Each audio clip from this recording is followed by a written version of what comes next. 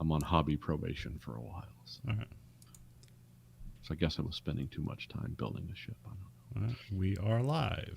know. All right. And yes, I'm really recording this time. All right. Hello and welcome to the Verhoeven Effect podcast, special edition for I am Conlon, And I'm Nathan. and for this episode we are watching the 1995 movie Screamers, directed by Christian Dugway or Dugaway. Ugly is how I heard it pronounced. Okay, Dugway. Okay. Writer, originally a short story by Philip K. Dick called Second Variety. Screenplay by Dan O'Bannon and Miguel Tejada Flores. Yes. Those were separate, right? They didn't do it together. It was like a separate pass each. Yeah, the O'Bannon script came right after Blade Runner. When after they made Blade Runner, they thought that there was going to be a lot of hot Philip K. Dick properties, and so Dan O'Bannon did a lot of script work on a lot of different Okay. Philip K. Dick novels. But because Blade Runner was not a financial success, they immediately backed away from it. So Yeah, because his name's also like on Total Recall. yeah, he adapted a lot of Philip K. Dick stuff. Stars Peter Weller, Roy Dupuis, and Jennifer Rubin. Yes, Uh, basically stars Peter Weller and a bunch of Canadians. yeah. So do you have any like history with the Philip K. Dick story or the Screamers movie? Like, which did you find first? I watched Screamers in the '90s when it was like, oh, Peter Weller, he hasn't done sci-fi in a long time. Not since like RoboCop. This is kind of a return to sci-fi for him, and I watched it. And I mean, I'll just get this all out of the way first. This is not a Well, okay, so we can just do like your history with it now, and then if you want to come back at the end and say like kind of final thoughts and how things came together, we can. But however you want to do it. Well, no, it's like I watched this in the '90s. I remember being mildly interested in it, but like I said, it's not because there's anything phenomenal about it. It's not like it's not a perfect movie by any means, but it is. I don't even know if you could say it was an overlooked gem. It was just it was The feeling I got is like if you erased this from history and then brought it back and said it was made in 1986, people would be like, "Oh, this is an unheralded gem from the 80s." I think that might actually work. But because it's made in 1995 and Jurassic Park has already come out. Now we know this is a cheap production. Yeah. And I think there's just kind of like a mismatch of production styles. Because I don't know, it's just like I guess it's one of my first notes I wrote on here, so I'll get into it pretty early. But it seems like things are just needlessly futurized. Like now, I mean, this is a habit of all sci-fi. You just glue stuff to make it look important. And sometimes it's just a bunch of random crap, and sometimes it looks like Star Wars. It's just all a matter of talent and what people are going for. Because I was looking at because I was going through some Ghostbuster stuff recently and just thinking about like how a comedy had some of the most iconic props in history. Right. And it's like, why do other movies not get this right? Like that's a comedy that's also like a ghost story and a sci-fi thing. It's just some weird things like how is it, and it even wasn't that as expensive of a movie. It's like more or less just like an SNL offshoot. It's like, so it's all just kind of like some people are good at this stuff and sometimes magic happens unintentionally. So here that did not happen, but anyways. Yeah, this movie's carried by the performance of Peter Weller. It did make me go read the short story. Okay. Because I've read a lot of Philip K. Dick. I had not read a lot of his short stories at that time. We're talking mid '90s, but I did go and like rediscover some of them. And the short. And we can remember the short story was written in 1953. Yeah. It was one of those magazine things, which most Philip K. Dick sci-fi is from the 50s and 60s. His short stories have not been as extensively studied as his longer books. But there's a lot of them that get thrown into anthologies, and I have some, and there's some really weird ones and bad ones, and there's actually a sequel to this story that we can talk about a little bit at the end. It's not great. Well, there's also a sequel movie. Yeah, That came out in 2009, which looks even worse. yeah. I didn't watch that. I just watched the trailer. Yeah, I was like, I was gonna scrub through it if it was streaming somewhere, but no, it's like, no, we're gonna make you pay for this garbage. Yeah, I'm not paying for that. But Lance Henriksen's in it, so it's like, Yeah, the third act. I did some research on it. I was like, is this even worth gazing at? Because like I said, I come right out and say this is not like production wise a great movie in some aspects. Now, some things in here in the movie Screamers they really get right for their budget. yeah, Like because what I like about this movie is what a lot of people critiqued it for beyond some of the obvious bad sci or bad special effects where they said overwhelming bleakness, a dark story, unlikable characters. It's like no, they caught the if they had read the novel, they caught they got that right. That's not wrong. That's right. yeah. I'd say almost everything in the story is in here. The only thing I think there's like kind of a bit the concept of love introduced in the third act that's kind of needlessly put there, or at least it doesn't work. No, it doesn't work. You could see it could working, but it doesn't work because of what comes before. Like you said, when you have unlikable characters, you can't introduce love as an aspect. Is this sex or a grudge? What is this? All right, so anyway, we'll get into it. We have Act 1, start of the movie. Yes. We get a scroll, which I'm not sure if the scroll is kind of like, well, you watch Blade Runner, so it's just Philip K. Dick things have scrolls in them. I'm not sure if they're doing that or if it's like, no, we got to tell things. Because also this differs from the, I think maybe what hurt this a little bit is that in the original story, it's just America versus Russia. Soviet Union. Yeah. And it's on Earth, but Earth is ruined. Yeah. And then like Earth kind of retreated to the moon, but like things work on the moon. They don't mostly on Earth. And then they built the Screamers to fight the Russians on Earth. Here it's on a different planet, and it's a squabble between just kind of like economic consortiums. Well, it's the alliance of. It's not really. It's just called generically the alliance, but it's basically the scientists and miners who came to Sirius 6. I wrote it down. Sirius 6B. Sirius 6B to mine the unobtainium, and when they did that, it released radioactive gas that like was poisoning and killing everyone. So the people that actually worked the mines were like, "No, we're not doing this anymore. This is killing us." And then a group called the Nebs, which in this book, in this story that was written for the movie, it's the New Economic Bloc. Yeah.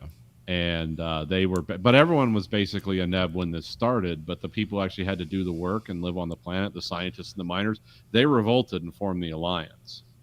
So it's kind of set up initially like you understand it as like, oh, the horrid capitalists versus the plucky miners and scientists. But then as the story moves on, it's like, oh no, both these groups are horrible just in different ways.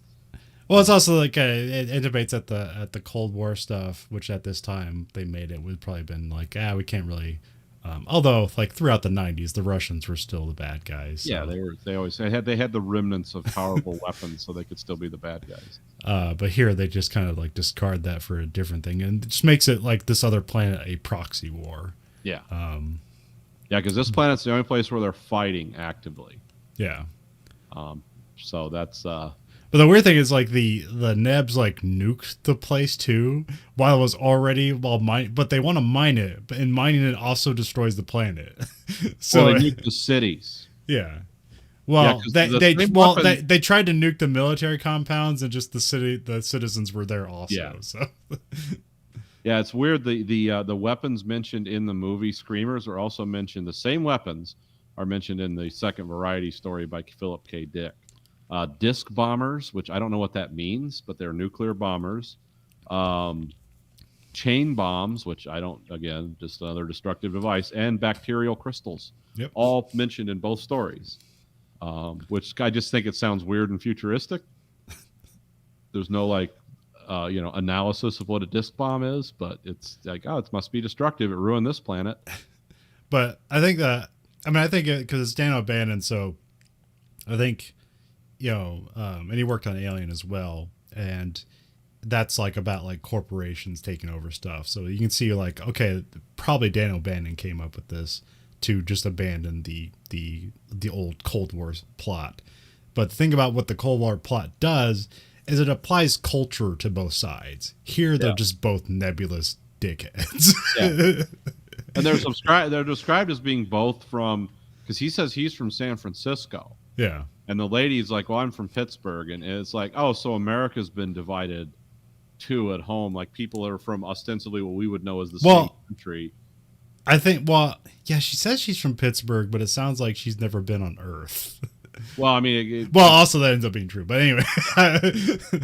But it made sense to him. It didn't seem nonsensical. Well, because there's the thing, they say they're both from America, but she says she's never had an American cigarette. I mean, she moved to this plant when she was a kid and she never had a cigarette. So that would someone, but you have to read into that. So that's we're giving more credit than we deserve.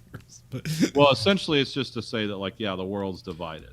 Yeah, and people. But all the fighting is done on this planet. Earth is okay, but it's just stupid. Well, that we know of. Yeah. What else? Oh, the Nebs also appear. If you pay close attention to the one main bad guy speech, the term Neb is also used in Total Recall. But in Total Recall, it's the Northern Economic Bloc.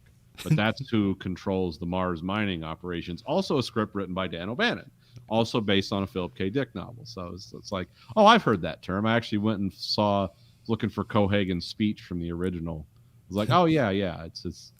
But he calls it the Northern Bloc or the Northern Economic Bloc or whatever. So it's just kind of funny. It's like, oh, yeah, they just come up with the same nebulous ideas. And basically the Alliance is losing the war. Like all the cities are destroyed. And they're kind of like back into a bunker. And like they don't want to use nukes on their side, or at least they say they don't. And so they invent these things, which they call screamers. What are they called? The claws and the well, there's different names. In Second Variety, they're just called claws, and that's all they're called. Okay.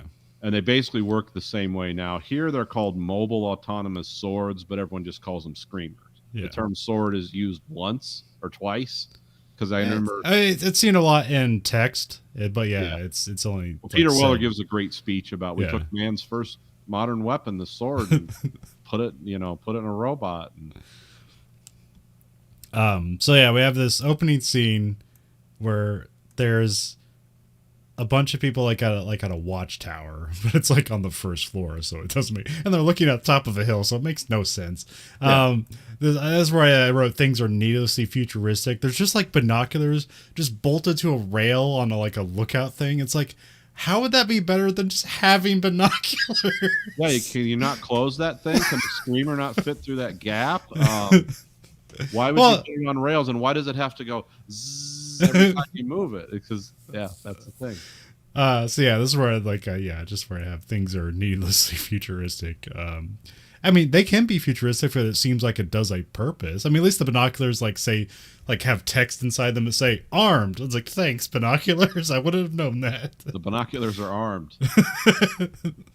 Well, when they were zooming in on that bunker from the outside, I knew immediately, like, oh, that's a miniature. I could make something like that. And see, my model building side was like, I could make that bunker.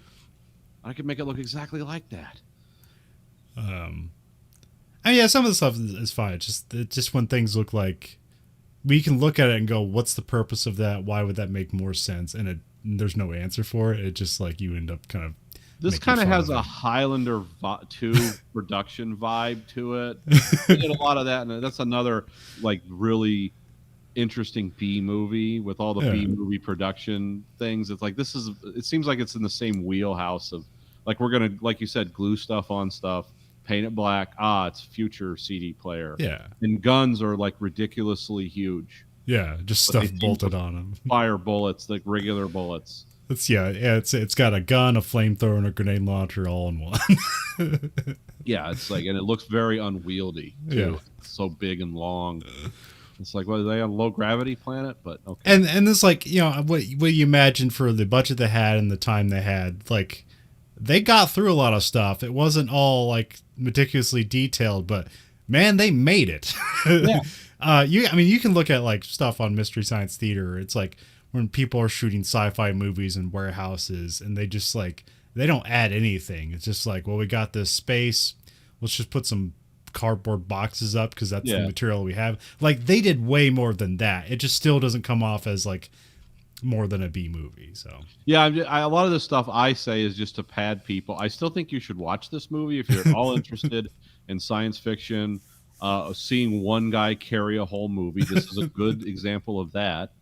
And what bad script or what bad dialogue is like, because it's yeah. like there's a lot of things in this movie that I I think like. I think there's a lot of cool ideas. It's just it's some of it's hindered by what would seem as lackluster production, and just kind of weird character stuff. And also, this if you had a cast that like you knew, like maybe Yeah. you'd be more interested in it. But Well, and this was a movie too where it had been in development since 1983 and just got tabled.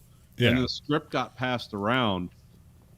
This movie is filmed mostly in Quebec, and it's all Canadian production. It's all Canadian team and everything. And Peter Weller is the only American that I know of that's like in the production period. And the director, like they were had to recruit this guy. Like they made two passes on it because the first time he said no, I'm not interested in this, not in this format in this way. And they made a second pass, which I'm guessing they offered him more money, because I know he said he didn't get final cut on the movie, because I think because Peter Weller was very involved in the creative process of this movie.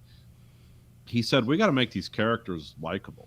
Someone has to be able to like these characters, and we got to do things to them. So that's how the love story got shoehorned in later, because that love story was like, that was last minute addenda from what I understand of the production of this movie.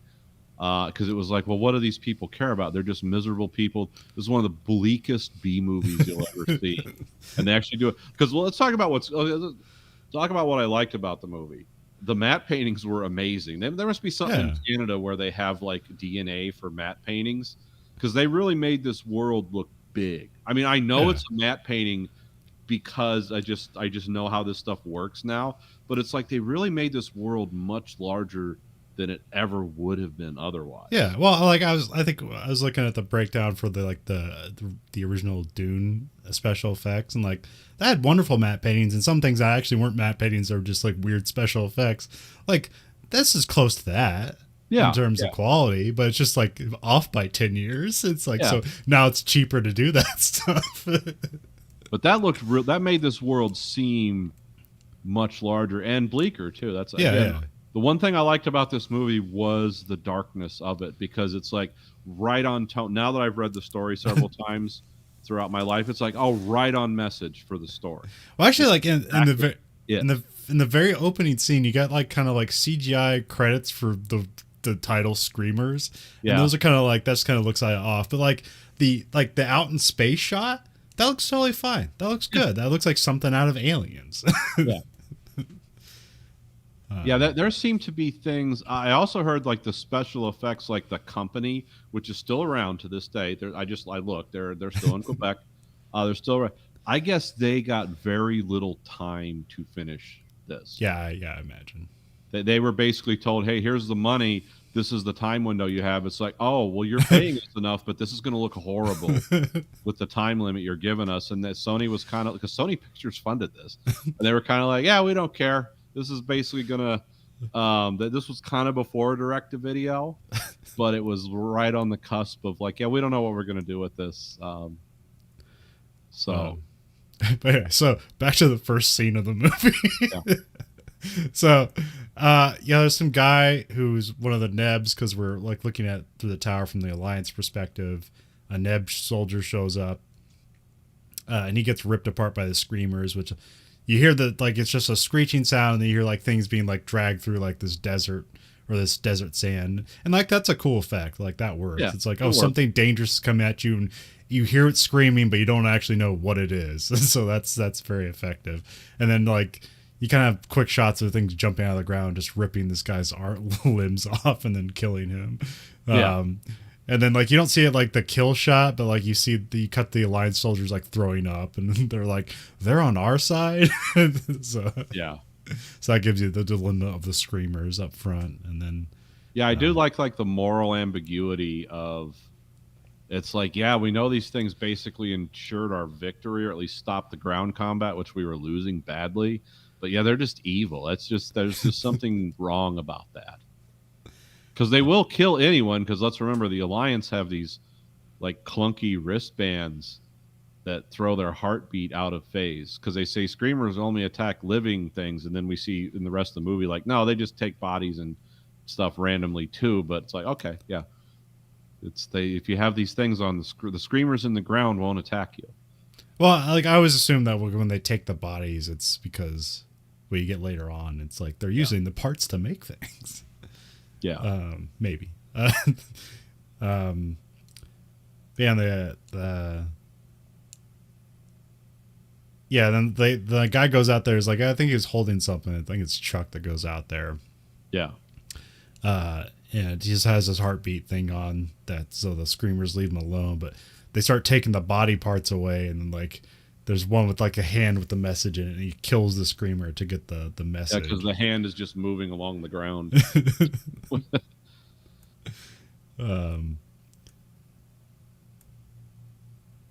And then so then we cut to like Peter Weller, and he's just looking at a coin, listening to Mozart, specifically Don Giovanni, which I don't know. I didn't look into that. I don't know if that has like a deeper meaning or anything, but I did. There was so much Shakespeare and stuff being. Yeah, thrown and okay. And I was like, oh, am I supposed to read into that? And I actually just don't know enough Shakespeare or Mozart, so Yeah. and they open up the message, which it's kind of a weird, like, how does this open thing that seemed needless, but It's kind of funny too. yeah. Because it just suddenly pops up because you've seen these people, you've seen this guy horribly ripped to shreds, gruesomely, and then it's like, yeah, we got this thing out of his hand. Well, how do we know it's not a bomb? Well, there's one way to find out, and it, and then it pops open, and it's got this weird thing that message in it that Peter Weller reads on basically a production microscope. I've talked about those before. Won't go into detail here, but basically reads the message off a production microscope, and then it's got a metal sheet in it that's like some kind of data flimsy that has the blueprints of the entire Neb command post. It's like, well, they wouldn't give us this unless they were surrendering. Yeah. But they want him and the other guy to show up and talk to Marshal Richard Cooper, commander Neb forces, and they want to negotiate a peace treaty. And so then, like, oh, we better call our guy before we do anything. And then we have some commander shows up, and here's a weird thing: they open the doors for him, but then it turns out he's a hologram, so that makes no sense. And when he walks away, the doors don't open up, so it's anyways. It seems like weird. Like, what were they trying to do there?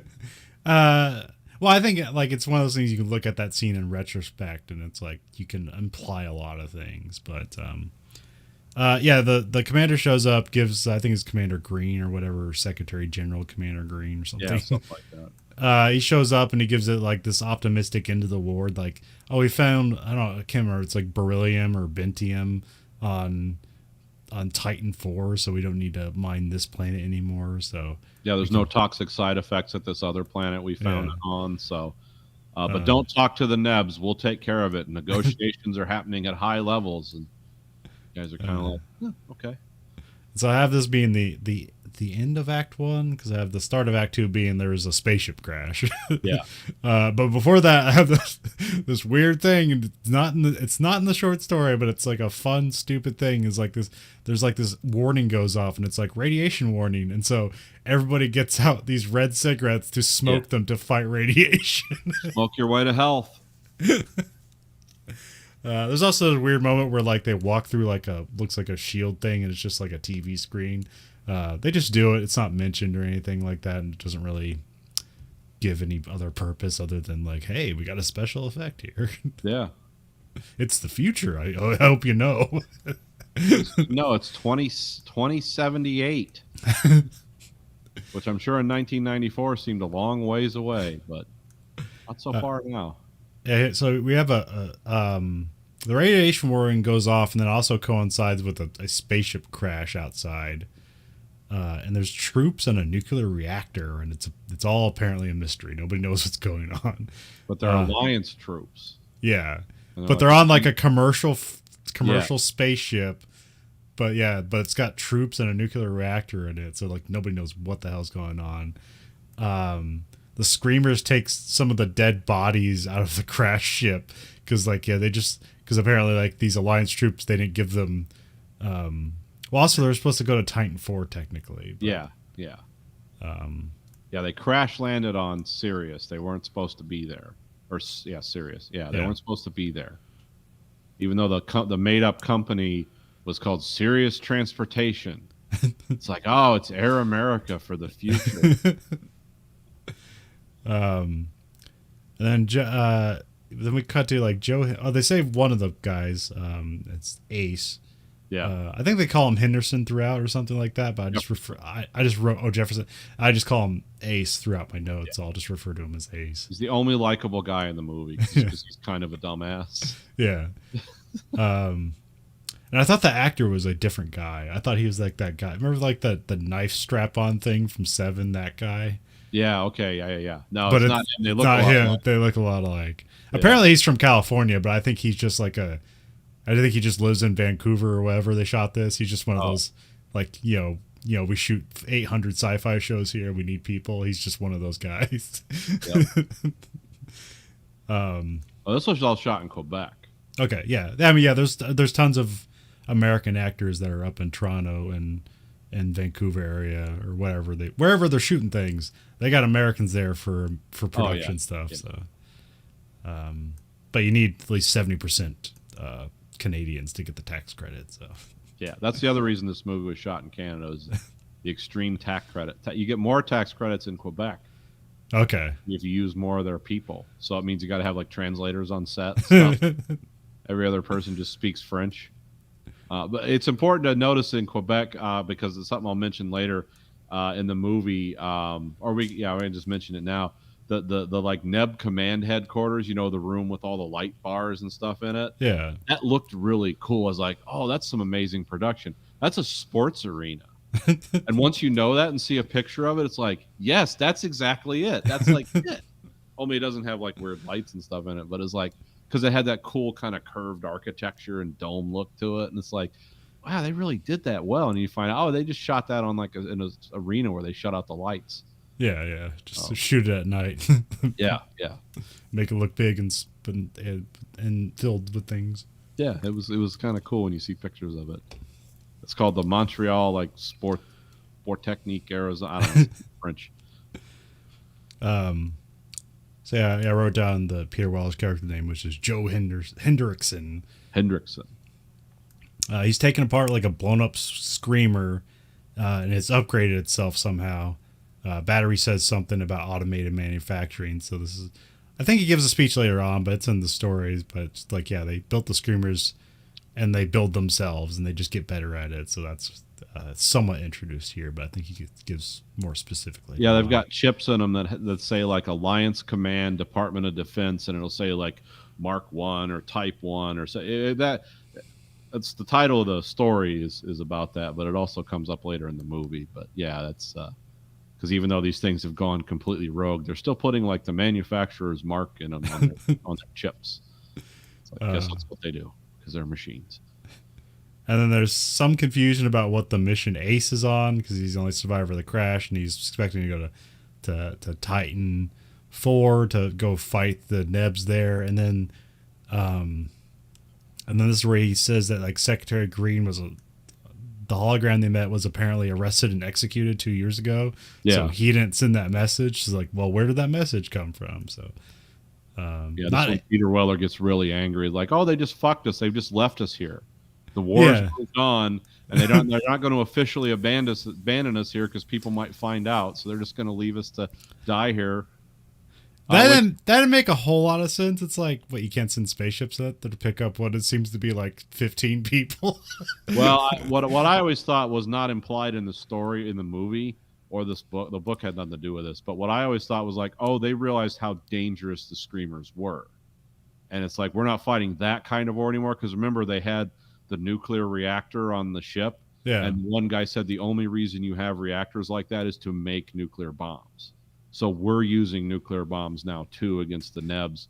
So it means they either figured out, oh, the screamers are too fucked up and dangerous. Let them kill Yeah, everyone on we're that. not even going to touch down there. Yeah, but that's not. That's just what I wrote into. Yeah, it. you have to imply a lot of that Yeah. stuff. So because that's not in the short times, story. So yeah, no. Yeah, then Joe and Chuck debate what's going on with the war, like, and this like that's where he said they abandoned us, or they're trying to figure out like what's the other reason that they that. And these are great Peter Weller yelling scenes because the one guy's like, "No, that can't be true," and it's like, "Are you fucking thinking?" Peter Weller could do that great. It's like it's over the top and completely believable at the same time because just kind of his dialogue and the way he delivers it was interesting. We have Joe and Ace head out to the Neb base to like try to see if this peace treaty happens. Yeah. Or if the uniforms are good and dirty, like the uniforms seem fine, and they look like they've been used. So it's like, that's pretty good. Yeah, they're not clean uniforms. And also, a CD player. Yeah. In 1995. Wow. Yeah, it was kind of like a reason to shove a music montage in there. Yeah, to have the music be technically diegetic, but like doesn't make any sense really. But yeah, it was just because it was. Okay, we've got this great background we want to show of these people walking across this wasteland. Henriksen doesn't want to talk to Ace a lot or anyone. He's kind of annoyed by him because every time he talks a whole lot, he's like, "Do you have a mute button or a dimmer switch? Can you just not say anything right now?" So we couldn't really have like a bunch of dialogue there. So they filled it in with this guy like listening to music. Through his helmet and just walking along, which that's what I would do if I was in an environment with dangerous killer robots and enemy soldiers everywhere. Let's put on some headphones. Yeah, let's ignore the danger. Yeah. But I understand why they did it. Yeah. It's not what I would do, but I guess. And it helps like imply a passage of time without just like a montage that keeps cross devolving. So yeah. Yeah, now you know it's covered because it starts with it's like, oh, it's a desert wasteland, and now you know it's Canada because now the desert's covered in snow. Yeah. So, and also, hey, Joe has a cell phone. He has an early Motorola StarTAC with some stuff glued on it to make it look like there's a screen he's looking into that you never see because it's like enclosed. It also has a Windows 98 keyboard. One of those split keyboards in his office too, which was like futuristic. But they didn't show any. They didn't show any computer screens in this. I don't believe. Yeah, they did because remember when he has like a little microchip and he's looking up the schematics for the. Yeah, but those were like built-ins. They didn't have like the actual like CRT screens out. That was kind of a built-in console. Oh, okay. Yeah. I always look for the CRT monitors in the future movies. It's like, they went back in time, considering I have an entire computer in front of me that's not even 2 inches thick at its highest. But no one could predict that. They didn't hire Sid Mead like they did in Blade Runner. Yeah. That's when like all the stuff you're gluing together, and like you can like imply a purpose when you hire a futurist, and here they don't have time to hire futurists, so it's like everybody start gluing stuff. What do you think a CD player would look like in the future? Well, a CD player with a big square on it. What does that do? Makes it so it doesn't skip, because in the future CD players won't skip, right? Right. And then that's where like they talk about the radiation cigarettes, where it's basically like poison to counter poison. Yeah, because this already like explains how the history of the planet and how it's all irradiated from the mining and the war that went on. This is also where he talks about the autonomous mobile sword. Yeah, so that's what the basic screamers are. Which is basically just like a table saw with legs. Yeah, it kind of. Yeah, they actually visualize one close moving with some kind of clunky but also cool stop motion later. Yeah. And it does look terrifying. It's like, that thing's evil. I don't want that thing jumping at me. Yeah. And the weird noise that they make, the screaming noise, which I think is just a person screaming run through a bunch of filters to make it seem more mechanical, is weird and disconcerting. Yeah. Like they did that again. Another piece of I production. mean, that helps it, like, because you're trying to, I mean, you're shooting this on the cheap, so it's like, well, how do you sell a movie that's cheap? Say it's a horror movie. Yeah. And then it doesn't matter who stars in it. It's like you're watching a horror movie. Right. Yeah. You don't need Laurence Olivier, but you did get Peter Weller, who is a great actor. And this is where Joe explains that they hit the start button on an automated manufacturing plant that's underground, and no one's been down there ever since. They just and so the screamers have been manufacturing themselves and redesigning themselves. And this is also where we meet. They find a kid with a teddy bear, and he's alone, and they give him a ration and say they'll be back in a couple of days. But the kid named David ends up coming with them. Yeah, and because he just basically has like one dialogue, like, "Can I come with you?" Yeah. And then they camp out for the night, and then something where like Peter Weller picks up a rock and it's like a rat or something. Yeah, it's a really bad effect where he's like holding it in his hand, and then a head and legs pop out, and he throws it away, and he's like, be a rock or a bug, don't be both. You know, it was like a needless scene. It's like, oh yeah, this environment's really. Well, I think they were trying to imply that, like, everything's adapting to this radioactive nuclear hellscape with killer sword things in the ground. It's like everything's evolving. It was like, it seems to be a message that was like, that's why that scene was in there, but it totally flies over your head. Yeah. It's just. Yeah, otherwise they'd take a stop and do a paragraph explanation. It's like, see what's happening here. See, this is sometimes why like cool short stories don't translate well to the screen, because most of what a written story is inner dialogue. Yeah. And then like you can't bring that inner dialogue out naturally. So then you just don't. You're leaving people to fill in that gap. Well, see, to go back to Second Variety, when he finds David, which is exactly the same thing in the book as the movie. Yeah. He notices, like, in their travels, like, he doesn't eat or drink. And the character in the novel's like, he must be a mutant with some kind of weird specialized diet. Here, they just don't comment on it, but they have the mutant rock bug thing. It's like, oh, okay. So it's like, it's like, well, and then Ace like hands him some water, and the kid's like, no. Yeah. But he just kind of waves away, doesn't even vocalize a no. No, and no one gets suspicious about this at all. He's a kid, you know. And then for some reason, Ace takes off his heartbeat hider thing while he's watching some super VR porn or something. Yeah. Through a CD player. His Oakley glasses and the CD player, yeah. And then some screamers show up to try to kill him, and this Ace suggests that the screamer like was even going after Joe, so now they're just like ignoring the heartbeat thing. But yeah, that's tabs. Yeah, called the same thing in the book too. Yeah, and in the book they're just called like radioactive tabs or something like that. Yeah. So. They emit radiation that the screamers, it shuts them down, and in this they come up with a more science fiction-y explanation. And then they're out in the open walking towards where they think the Neb base is, and you see some Neb soldiers off in the distance, and then they're looking through binoculars again, and it says they're all armed, even the kid. Yeah. And so they go to shoot them, and they shoot the kid. It's like, that's like when I first watched this movie going in cold. I remember years ago. It's like, he's fucking shot a kid. Hey, don't worry, they're gonna shoot a bunch of kids. Oh yeah. Then it gets like the kid murder in this movie. Which so I've seen this movie before, but it's like basically I saw the end of it like on basic cable somewhere, so I didn't like watch the whole thing. So I missed that scene where they're just killing all the kids. And so when I read the short story yesterday, I was like, oh, there's no way they're putting that scene in the movie. Yeah, they like fully realized that in the movie. But yeah, I remember this stuck out in my mind, this scene when they because it's like not only they shoot him, because their guns are like ridiculous in this. Like the Nebs seem to have like rocket launcher guns. Yeah, grenade. They're like grenade launcher things. Yeah, okay, something like that.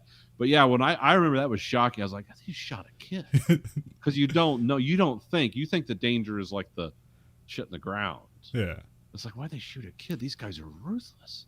But pretty early on, they have Joe and Ace run back to the kid, and he's just doing mechanical stuff. So it's like they're like, what the hell? And they're like, that's a screamer. It's like, what the hell's going on here?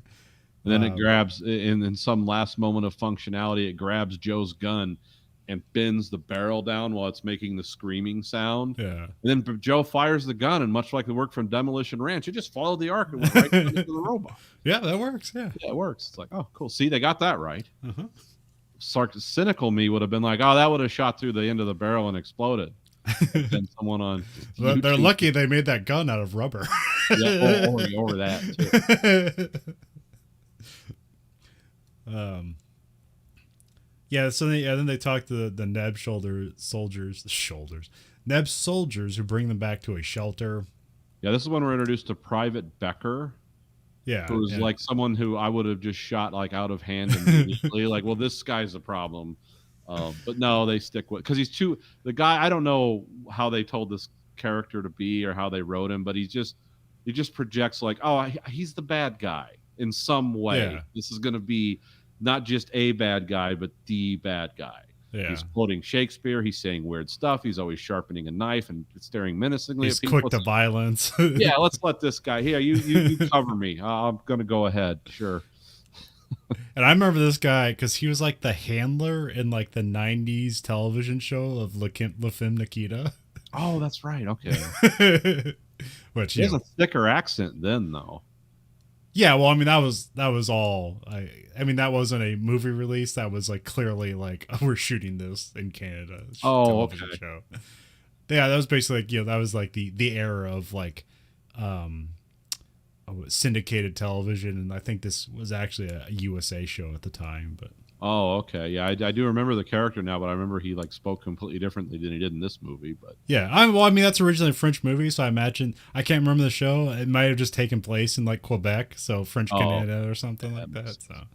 So he can be more natural. It's like, I don't have to change anything for these stupid Americans. Why is he a foreigner? Well, his partner in the movie's a hillbilly. Like, it's like, oh, okay, it was this guy in a hillbilly, but no, that's I get it. Joe, they go to the shelter and Joe calls back to the base, but there's too much interference because of the radiation. Yeah. Which also happens in the story, so that's right on there. There's like a little standoff for like no reason other than just introduce the Jessica character. Yeah, because Becker immediately.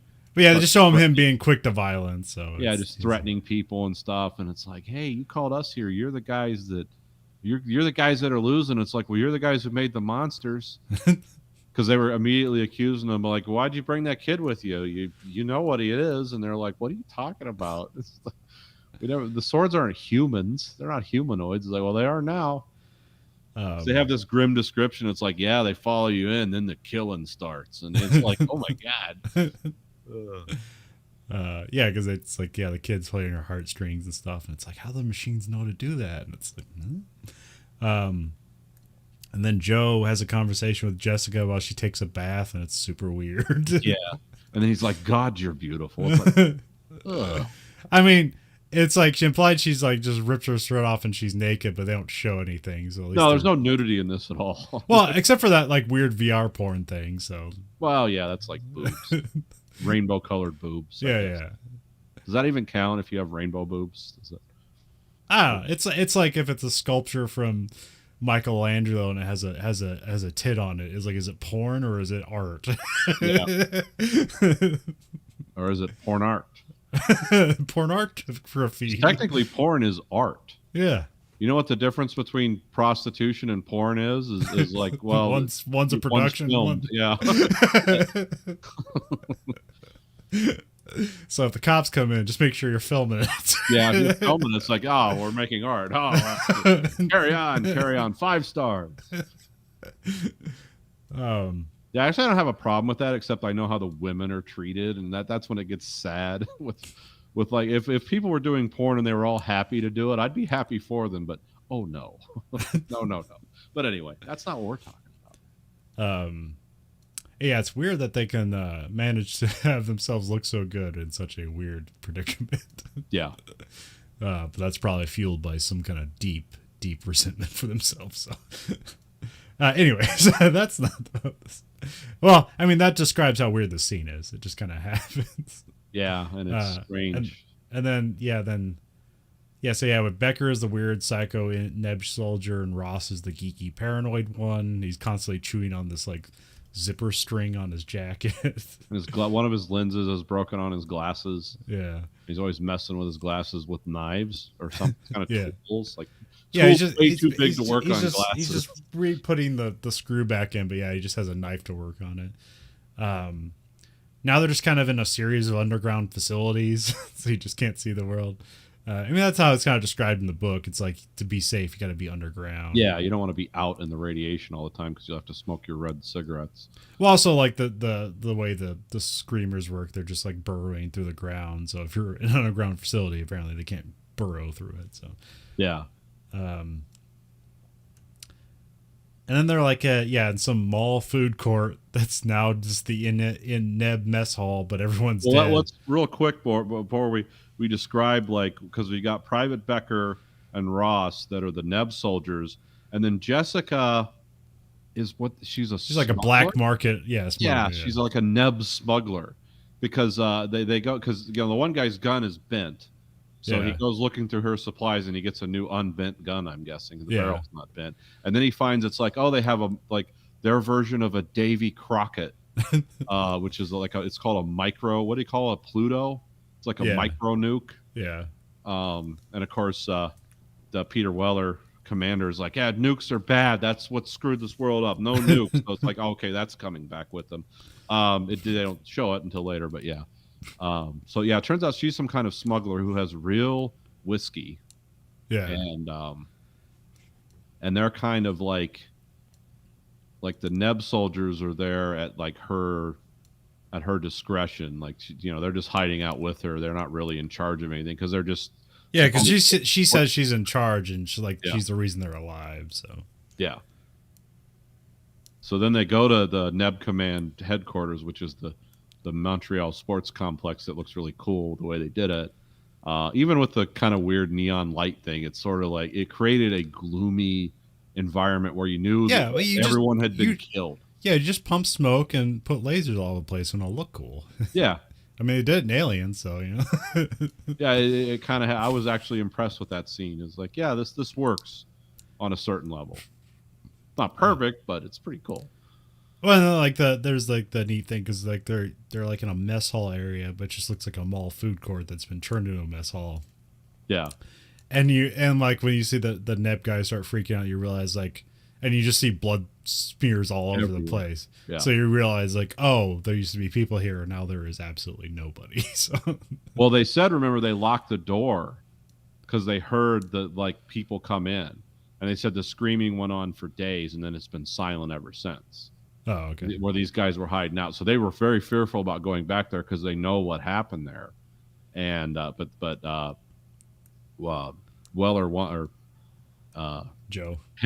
Joe wants to find the Neb commander so they can negotiate this peace. And there's this escalating weirdness going on with the screamers. It's like, well, now they look like people, and what the hell's going on?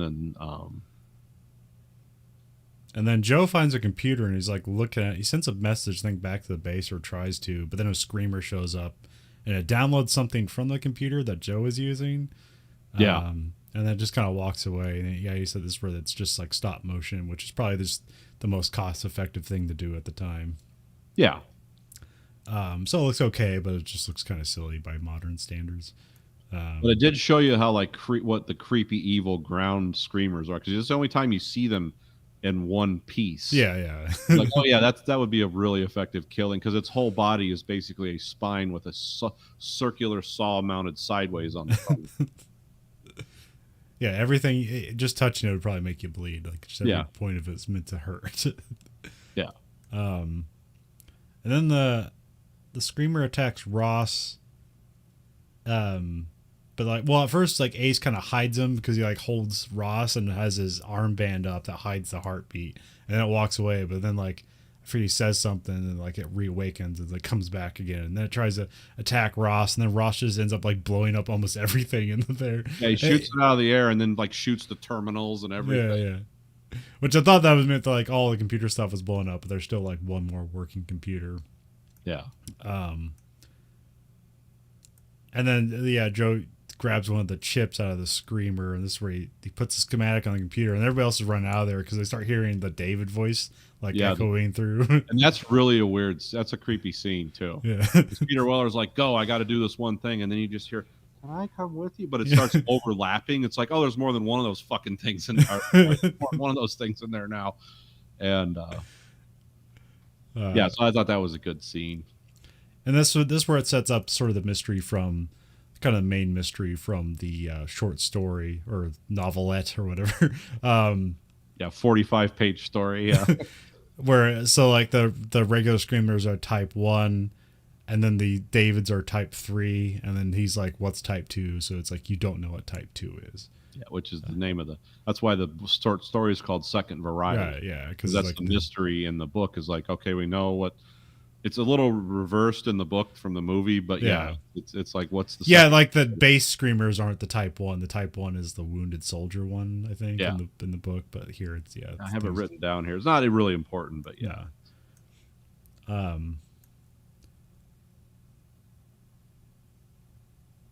But I think somebody says that apparently type 2 is the wounded soldier calling for help, but you just haven't seen it yet. But they mention it at some point around here. Yeah.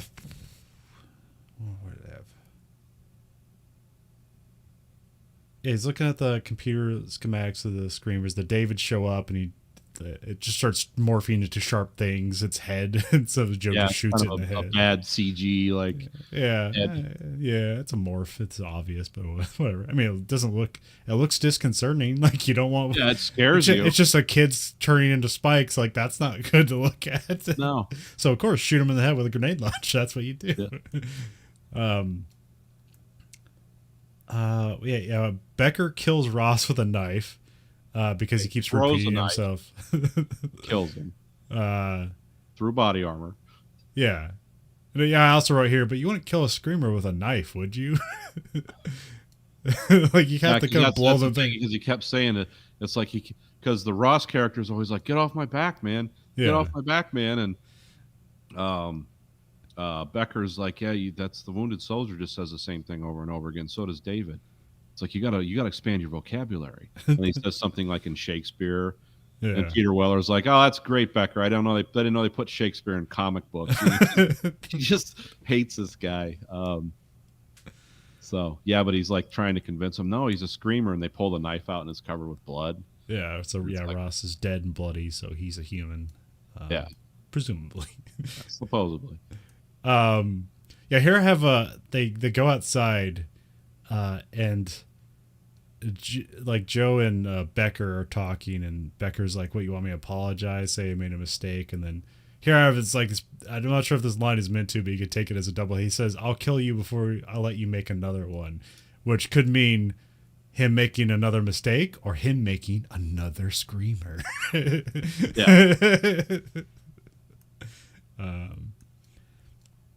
Becker is quoting Shakespeare to Ace. They get back to the Alliance bunker, but it's suspicious, which this happens in the short story as well. Yeah. And they won't go down into the base because it's like, I'm ordering to come up here. Why is nobody around? They don't see anybody. And then an army of Davids come out of the bunker. And they're just like shooting all these kids. And it's obviously just like, you have the one main actor kid and then a bunch of other people with like masks of the kids. Yeah, it was such a screw up because I was rewatching this, not even really remembering this scene. I was like, oh, I remember a bunch of things come out of the bunker and attack them. I forgot it was all Davids. But then you're watching the scene like, oh, that's weird. There's not a lot of consistency in screamer manufacturing. Some of these are obviously taller than the other ones, and some of them, their faces just look weird, like they're masks shot from a distance. Although I'd say like, and like when I was remembering this scene, or I thought there was something like, I thought they just like computer generated a bunch of stuff, but like no, it's all actual things with just like masks and stuff. Yeah, they just went around and, hey, you want $50? Yeah. But the close up where it's obviously a mannequin of the kid where they set it on fire, that looked good. Yeah, that was. I was like, are you burning an actual child? It's like, oh no, it's not. But yeah, that's the thing. Like I talked about how earlier I was shocked when, like, David got a hole put in him the size of your fist, and you didn't know that, oh, he's a screamer. But in this, oh no, they flamethrower him, and then they show their like faces melting and stuff. It's like, is somebody not like kids that make this movie? It seems a little unnecessarily, because you didn't even know those guns had flamethrowers. Like you could have just shot them, and it was been like, oh, okay, yeah. But they showed like heads coming apart, and this movie does it kind of it walks a fine line between gore and science fiction in some scenes. Well, as long as you're ripping apart the skin to metal, it's okay. Yeah, it's a little weird, but yeah. And then they blow up the Alliance bunker with the mini nuke, mm-hmm. and they're kind of all just like knocked unconscious, and it fades out. So I have that being the end of Act 2. Yeah, basically the best parts of the movie are now over. And it's pretty much, well, I mean, I guess the end is in the short story. The whole it's similar, but not exactly the same. The setup is the same essentially. The ending of this movie sucks, and not just the ending scene. It's just everything that leads up to it is like, oh, this is stupid. This is where we find out. We wake up, and this is where we find out that Becker is the wounded soldier type. Yes, and he kills Ace by just like crushing his midsection. Yeah, just crushing him, and he has blood capsules in his mouth, and not particularly gory. No blades flying out, just brute strength. Which is sad because he's the only character you really like. I mean, like Peter Weller character is like he's the authority guy. It's like, okay, yeah. Well, like Joe he's an asshole, but he can be funny, so there's something likable there. Yeah. You don't want him to die, but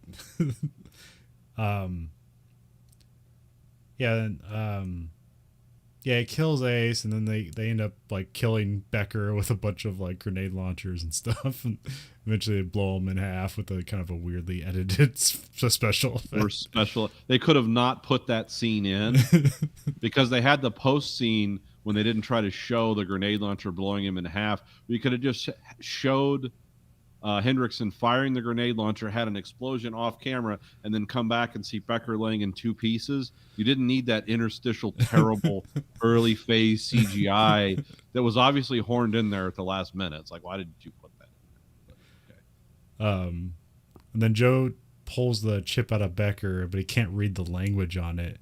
And then like Jessica wants to see the chip for some reason. He like hands it over to her and slices her hand just to see if she's human.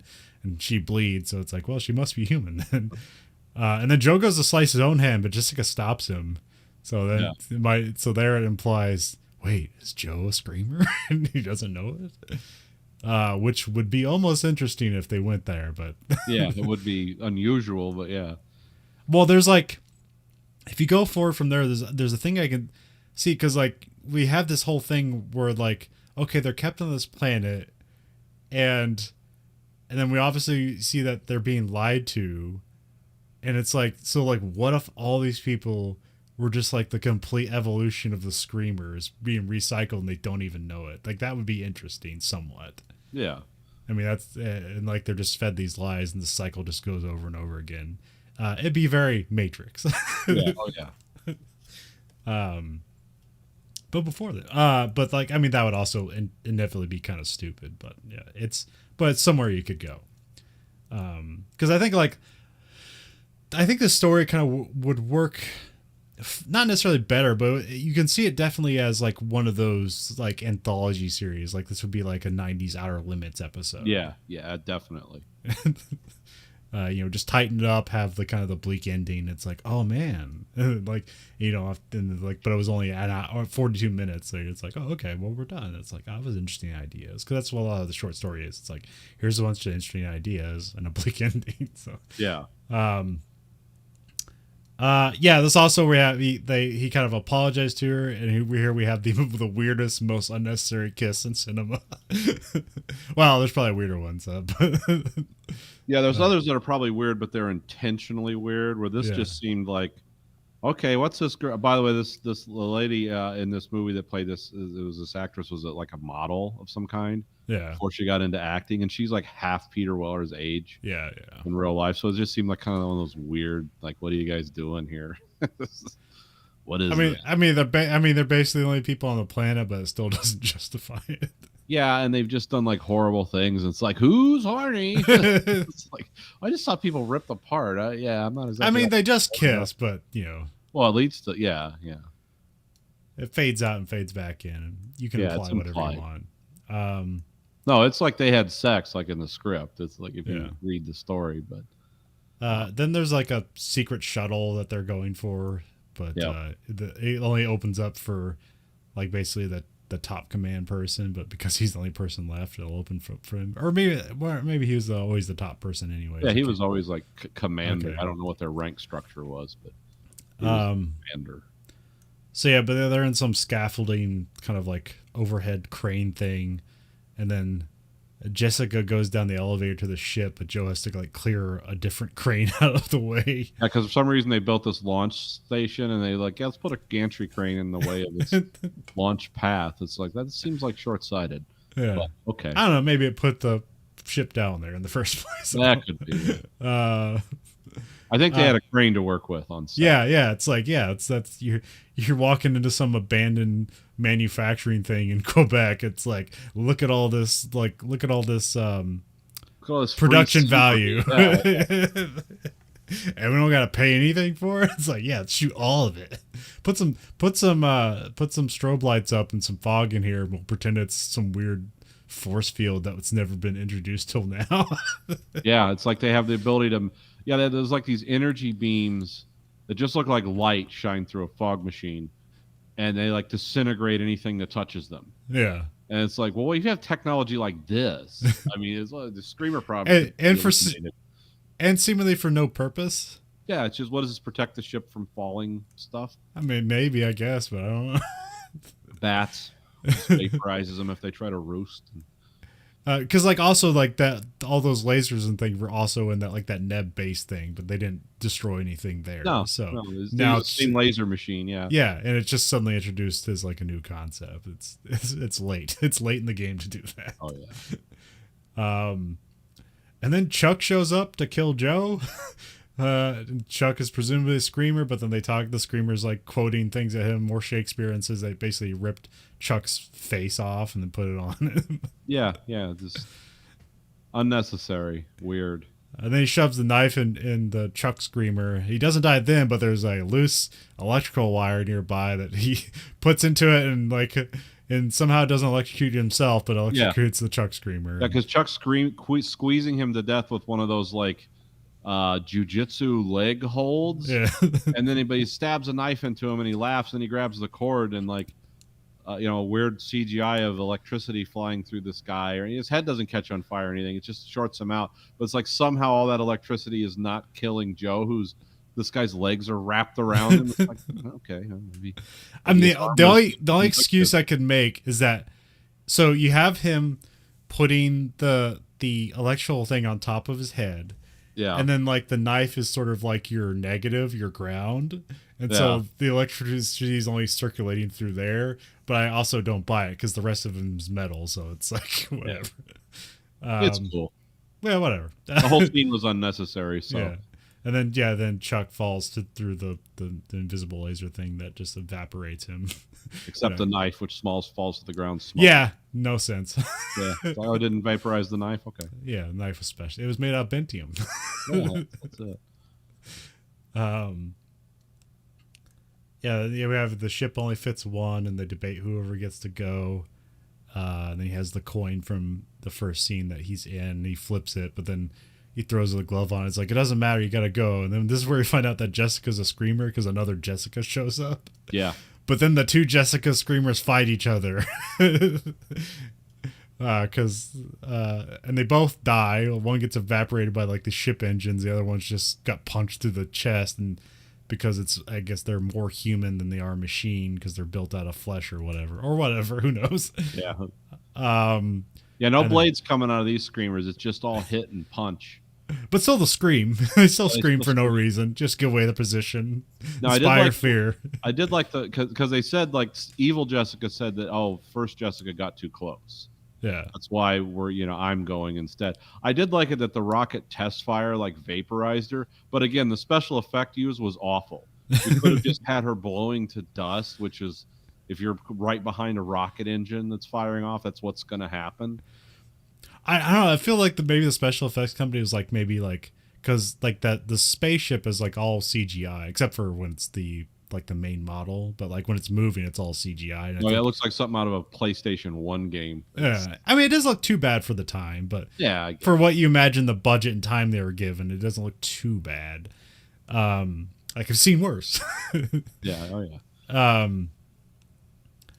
But I think like they're trying to do because like when you see the David getting set on fire, that scene was really well done and practical. So you're wondering, it's like, all right, we're gonna have 2 set on fire special effects. Let's do 1 digital, 1 practical. Yeah. So maybe they were just like testing themselves. It's like, well, we got the money to do this. Let's see what we can do. Yeah, one thing I did read about this movie, like I said earlier, the kind of the funding mechanism was weird. It was sort of pay as you go, and if they liked the dailies, they'd authorize more money. It seems like then they wanted to go for a full theater release with this, and then they like threw money at them at the last minute, and they gave them the correct amount of money, but they're like, how quickly can you do this? It's like you can't do this stuff quickly. This is time consuming. Takes a lot of computer processing power that didn't exist like it did now in 1995. So, and also, maybe also just like just more time and more money also, so that maybe there's no way to do it right. Because I don't know, like, because usually when you have it's like we got to finish this quickly, it's because there's some other movie in production that's pretty much stealing like your idea as well, or it's too familiar. It's like we got to get this out. We got to be the first one out. Yeah. But I don't. There's nothing else on the market at this time that's like Screamers. No, it was just the way I understand it, it was a lot of it was last minute, Okay. and that does kind of ring true.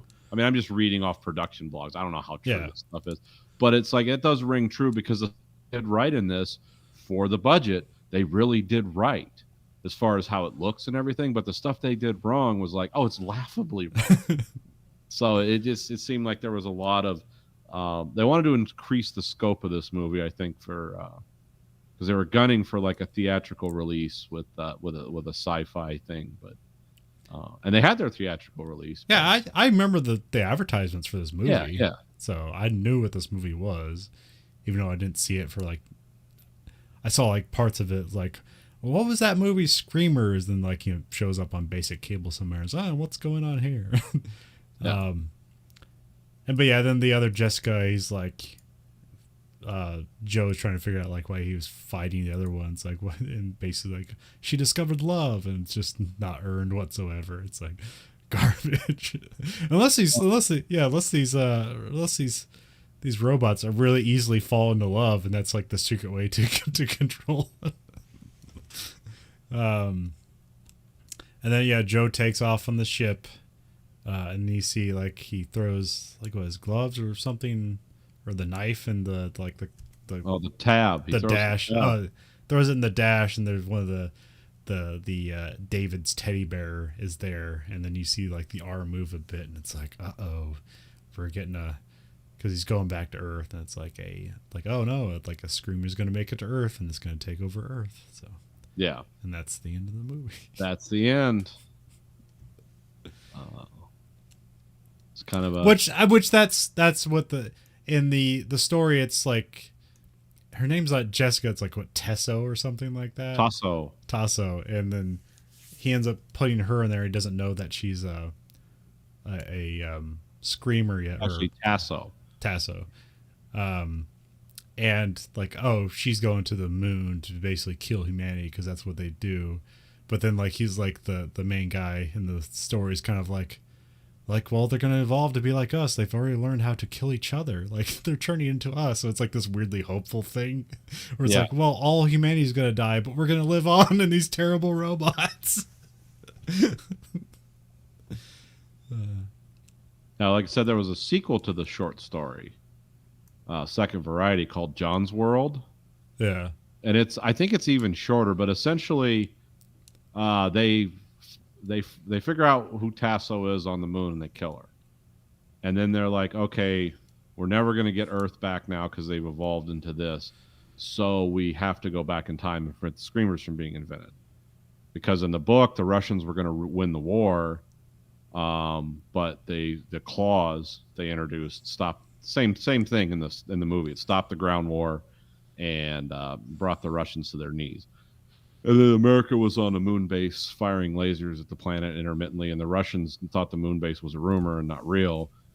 So in John's world, they're like, oh, we're going to go back in time and stop the screamers from being invented. And the reason it's called John's world is there's a scientist and like some kind of agent. And one of them, I forget who, I think it's the scientist, has a son named John. And they're on the moon base, and he keeps coming to his dad. And he's like, Dad, I have this dream about this future where it's like the earth is wonderful and everything's fine. It's like better than we could ever imagine. And so, his son keeps telling him about this dream. The scientist is like, yeah, don't talk about it. Don't talk about it. And he keeps talking about the dream. So he has his son lobotomized. Which is like, okay, that's an interesting jump. But then they go back in time to find the guy who invented the screamers. And they're going to try to talk to him into not building the screamers. But he accidentally gets killed somehow. I don't know. I've read this story once. It's not very good. But it is interesting sequel to Second Variety. Or actually sequel prequel. It becomes a sequel prequel. So anyway, they kill the guy, and then they go back in time, and they find out, oh, the wonderful world his son was talking about, this was it. So his kid could like see through time, like, oh no, if you guys do what you're supposed to do, there's going to be a wonderful world that I remember from the future. It was kind of one of those weird Philip K. Dick things where, so it's like, turns out he didn't need to lobotomize his son because they do kill the guy, and the screamers are never invented. And for some reason, the war with America and Russia ends with a truce, and they rebuild Earth.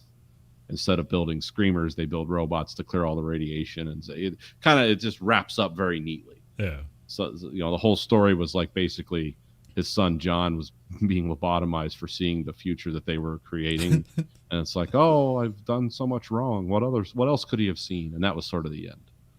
But that's a lot of Philip K. Dick short stories. There, Second Variety stands out as being one of his most gritty and interesting. Because for 54 pages, it's a hell of an interesting story. Yeah. And for something written in the early 50s, it's an interesting story, too. Well, yeah, there's a lot, and I'm not sure, like, how much people attribute, like this inspiring it, but you can see, like, Terminator coming out of this. Yeah, You can see The Matrix coming out of this. You can see The Thing coming out. Well, actually, I guess the original Thing movie was out around that time, so. But the paranoia of who's what. Yeah. There's a lot of movies you can see like inspiring this, which that's kind of like the ideas of that stuff kind of carries through, where you can see like the potential in this movie, but it just necessarily wasn't honed upon. Yeah. Like I say, a lot of in the most interesting thing in the book is a lot of the inner dialogue, but it's harder to do that in a movie and make it seem interesting. You kind of have to have action and big set pieces and give people something to watch. Yeah. So yeah, you can see like why this had potential to be like along the lines of like Blade Runner, Alien, Terminator. Like it'd fit right there had it come out around that time. Yeah, and if it had like a more ambitious budget and maybe better actors, a different kind of director, and because this looks a lot like a TV show. Yeah. And it looks like something. It looks like an 80s sci-fi show. It just came out in the mid 90s. So yeah, it's a little dated. I mean, again, like I said at the beginning of the podcast, this isn't great, but it's interesting. Yeah. And if you like all those movies that everyone talks about, like Blade Runner, if the kind of the dark grittiness of Alien, and it's like, oh yeah, this all has similar themes and ideas, and so it is interesting as part of that family. It's just kind of like the weirdest part of the family. For it's like, yeah, it has strengths, but it also has great weaknesses. And the fact that like the sequel, the whatever straight to video sequel they made of this has Lance Henriksen in it, makes it seem like they're trying to cross comparison like Aliens and stuff like that. Like they want to invite that comparison. Yeah, because on some level, it's not in the same universe, but you can make parallels where it would fit in had it been a success. Yeah, I mean, it's a Dan O'Bannon script that they did a few passes on, but you can see all the DNA and the architecture there. And not the worst Philip K. Dick adaptations. So. Oh no, there's been much worse ones. Yeah, oh yeah. And maybe the most faithful. I don't know. Pretty close. It's actually, they move some things around, but Yeah, at the they do end, more adding than they do removing. yeah, well, there's not much source material to work with. I mean, Yeah. it's just like it's 54 pages. It's a short story. Um, it's pretty concisely written too. Like it scene. The way it's written is like very very chopped down. Yeah, And because it's not necessarily like a character arcs. It's just more no, here's some ideas and here's the humanity's end at the end of it. It's a lot of ideas more than it is like a full. But it's like it's a short story, so it doesn't need all those things. It's like a one act play. It's like yeah, yeah. This movie added. I mean, it didn't like Hobbit added, where it was going to create whole new things, but it did a pretty I mean, yeah move the location from a destroyed Earth to a destroyed planet that nobody knows. yeah And it wasn't Russians in America. It was just corporations or whatever. yeah yep. So yeah, it's if you're interested in the works of Philip K. Dick and other great science fiction movies from the 80s, you can watch this weird latecomer that looked like Conlon said, looked like it was made in the 80s, but really is the product of the mid 90s. Yeah. Remember, this came out after the Jurassic Park. Yeah. But, didn't have the budget nor the talent behind it. So No. And it wasn't a story you're going to like, let's get the kids in here. We can watch this. Oh, look at his head come off. I don't think the kids are going to watch that. Yeah. Well, also looking at the director, the other thing I recognize of his, which also wasn't a great movie, is like The Art of War with Wesley Snipes, which is kind of a bland actioner. Yeah. Yeah. There again. There's something that I vaguely like about this movie. Yeah. That's why I wanted to talk about it. It's kind of like Zardoz. It's like, oh, this isn't perfect, but there's something. There's some good. No, stuff I can definitely see the potential, and like there was fun stuff. It's just like it's like because you're making an 80s movies in the 90s, there's just a lot of things that don't fit together. Yeah. It's like you're using CGI and practical effects and they aren't merging well. No, yeah, they're certainly not a seamless blend. Yeah, they're not. Yeah, because they don't have like James Cameron doing it where he can he can figure out a way make look something good for cheap and also overspend and like make something look just okay, but it's a very impressive nonetheless. Yeah, this is like 2001: A Space Odyssey. I'd like to see Kubrick's version of Screamers. Yeah, he probably have more psychological stuff. I think they don't necessarily. Yeah, because like the third act of this movie is really just kind of like, well, actually, once you find out that like the screamers can look like human, like this movie probably should take more of a thing kind of like swing. Yeah, I was thinking that was going to develop with the Neb soldiers in the base when I first saw it. It's like, oh, it could be any of these guys or all of them. All the Nebs could be dead. Yeah, this is what it's going to turn out to be, and it's like, how are the guys going to figure this out? And it never runs with that. I don't know why. It doesn't come up till like the start of the third act where they kill the one guy after they find out he's one of them, and then like when they're slicing each other's hands, like that's straight out of the thing. So clearly they had that on their minds, but just didn't go with it. Yeah. Although the way you make it sounds like the production, like it seems like a lot of the third act was just kind of scrounged together. So yeah, it seemed like because it's not really an action movie. No, like there's some action in it. It's certainly not like memorable, but it's it's there. It's like there's people shooting guns and stuff, but it doesn't. It is more of a psychological horror movie.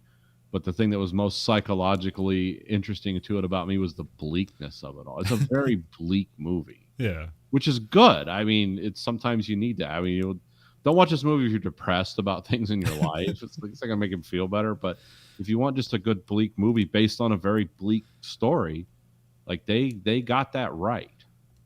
But that's drawing me to it. But right now it's hard to watch because it's like rentable in a couple places here in America, so you can rent it from Apple TV or you can rent it from Vudu. Yep. You can't own it anywhere, but you can rent it. You can probably get DVDs you want from Amazon or whatever. Yeah, that has a Blu-ray presentation, which is like wildly unnecessary. But okay. I think it's streaming in Canada, so I think it just has weird Canadian roots that keep it from free streaming here. So yeah. Well, people like to be paid for their work in Canada. Everything's not done as a gift in Canada. You're supposed to pay people for their work, but that's being a communist, if you ask most Americans. Well, also, I don't know who owns the rights to this anymore, so that could be a weird thing too. Yeah, I mean, like I said, this was released and produced by Sony Pictures, but they have who knows what happened with the rights to this stuff. Oh, another thing too, a lot of Philip K. Dick work is in public domain too. Yeah, that's how I read this because it's the original story is public domain. So there's some organization that presents the original stories as public domain stuff. But a lot of reasons Philip K. Dick stuff gets picked up as is because it is all public domain. That's why all of it is public domain. I think so. Yeah, yeah. Okay. I think his last book was. I don't want to get attacked by the Philip K. Dick fans. I think his last book was published late 60s. Okay. And when do you know when he died? He died in 1982. Yeah, it should. I mean, I guess copyright laws might have been different when he had them at the time, but yeah, I believe it's 50 years after your death. At least that's the current one. Yeah. So, but yeah, I'm trying to think of because his short stories are not. This is one because I went into a at the public library, of course, at that time. It's like I'm going to find all the Philip K. Dick short stories because it's like everyone's heard of Man in the High Castle and Androids and Electric Sheep, and I'll remember it for you wholesale, and the thing about the crying cop. I forget what that one was called. But I was like, I'm gonna read all his short stories because this is going to be like a new world because I'd already read all those novels, and it's like, a lot of his short stories are great, but they were also written, that's like pay by the word sci-fi publications from the 50s. I remember Harlan Ellison had a whole thing about what writing at that time was like, and it was, it's terrible and it's brutal on you, and it's like we're paying you by the word and you got to get so many words and we want this kind of story, and so you're basically writing while someone's leaning over your shoulder like, hey, you want to get paid, do it this way. So you don't get the best work out of some of that stuff from the 50s and 60s that you would now. Of course, the short stories sci-fi writers still do it, but it's not like a big draw. Well, yeah, there's not like you see them in the anthologies at the end of the year, but you don't have the magazine. Yeah. There's not the magazines anymore, or there's probably something out there that's equivalent to it. I don't know it, but I used to get subscriptions to those magazines. Like, well, when I was living in Indiana with you, I mean, I always had weird magazines coming to the house with strange covers. Like, I knew that, like, I'm not sure it's still around, but I knew that Stephen King had like an online short story thing where it was like every month you get a new King story. Yep. But I don't know if there's, but that's Stephen King. He can do that. Like, he can do whatever he wants to because people can pay for it. But there's not like, these are good. Because now it's like basically people are doing all that stuff for free just to get noticed. It's like, I mean, look at SCP. I mean, that's all community. It's all Creative Commons, like publishing and stuff. Yeah, and it's huge, and it's like some of it's really good. I love SCP. I think it's great. I'm not all of it's great, but some of it's quirky and some of it's amazing. Yeah. But it's sad that people are doing that for free because some of that stuff is also like the creepypastas and stuff, the horrors, the short form horror stories. Like some of those are great. Some of them are repetitive, but some of them are great. And it's like, it's a shame that people are just generating this content for free because no matter how much Harlan Ellison hated the publishing magazines of the 50s, at least you were getting paid. Yeah. You had a copyright for your work. Whereas now people are just doing it for free, and it's like, that's terrible. But that's just modernity. Pretty soon, machines will just be writing it all for us. Wasn't that what creepypasta is? Isn't that like AI generated stuff, or is that like people doing that intentionally? I think it's a combination of both. Okay. Like I said, a lot of it gets repetitive, and it's like, I can tell this is a cut and paste story where you're putting weird details in the middle of it, but it's like somebody else wrote this. But that's like all the stuff. If people put effort into it and they have talent, or sometimes they just put effort into it and you got to work a little bit, at the end it pays off. It's like, that's a weird idea. But then there's a lot of there's a lot of wheat and chaff to sort there. And I'm not saying Yeah, because if anybody better. can contribute, you're going to get all levels of quality. So Yeah, and it's like I'm not saying I can do any better. I've contributed zero writing to this world. I'm a reader. I don't write things on my own because I don't really understand imagination. That's why I like to read other people's stuff. It's like, oh, you got to create something wholly of your own. It's like, huh? Okay, what about a guy with a space sword who's going to liberate a planet? Oh, that's been done. How about a captain on a spaceship that's going to lead through ambition and what did you call that? Like optimism. Oh yeah, yeah. that's already been done. What about a dark tale about machines and people and how they relate? Oh yeah, that's already been done. Okay, I'm out of ideas.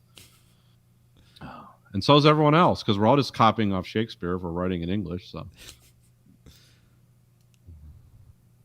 and that's my final thought for the show.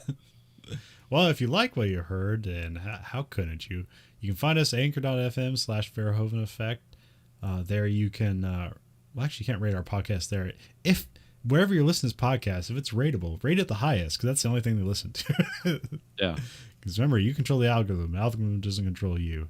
At anchor.fm/Verhoeven Effect, you can support this podcast through listener support, where there's a monthly stipend of either 99 cents, $4.99, or $9.99.